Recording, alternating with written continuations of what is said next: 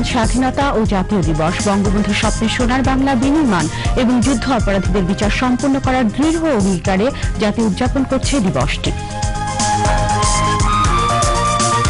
মুক্তিযুদ্ধে জীবন উৎসর্গকারী বীর শহীদদের স্মৃতির প্রতি গভীর শ্রদ্ধা জানিয়ে সাভার জাতীয় স্মৃতিসৌধে রাষ্ট্রপতি ও প্রধানমন্ত্রীর পুষ্পস্তবক অর্পণ।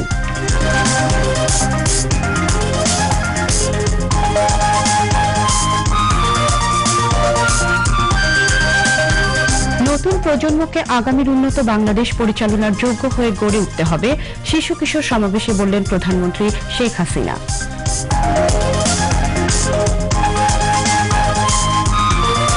ইরাক ও ইয়েমেনে আইএস জঙ্গি গ্রুপের আত্মঘাতী বোমা হামলা, ইরাকে কমপক্ষে 29 জন এবং ইয়েমেনে 22 জন নিহত।